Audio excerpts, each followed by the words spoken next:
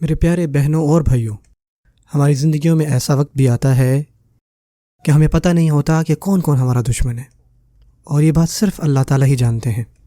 بعض اوقات ہم غیر محفوظ محسوس کرتے ہیں، اور اللہ تعالیٰ فرماتے ہیں کہ وہ ہمیں ضرور آزمائیں گے ایسی چیزوں سے جن کا ہمیں نہیں پتہ، اور ہو سکتا ہے کہ اللہ تعالیٰ ہمیں آزمائے دشمنوں کے وار سے، اور ہو سکتا ہے کہ اس دشمن کا ہمیں پتہ ہو یا پھر نہ پتہ ہو، یا پھر ایسا بھی ہو کہ ہماری زندگی میں ایسے منافق دوست ہوں جو ہمارے چہروں پہ تو مسکراتے ہیں لیکن ہمارے پیچھے ہماری تھو تھو کرتے ہیں۔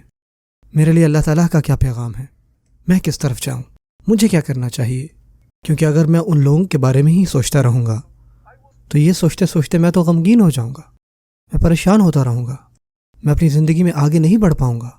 مجھے آگے بڑھنا ہے، مجھے ہر صبح اٹھنا ہے، اور میرے چہرے پہ مسکراہٹ ہونی چاہیے۔ جب بھی میں روزانہ صبح اٹھوں تو میں ایک نئی امید کے ساتھ اٹھوں، مجھے اللہ تعالیٰ سے امید ہو۔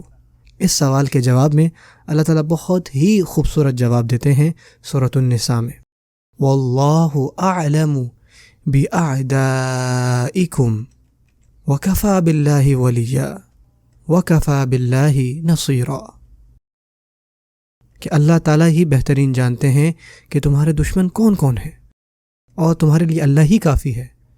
ایک محافظ جو ہے وہ اللہ تعالیٰ ہی تمہارے لیے کافی ہے، اور اللہ تعالیٰ کافی ہے آپ کے لیے مدد کرنے والا۔ مجھے بتائیے کہ اللہ تعالیٰ سے بہتر کون ہو سکتا ہے، وہ جو ہماری حفاظت کرے اور ہمارا خیال رکھنے والا ہو۔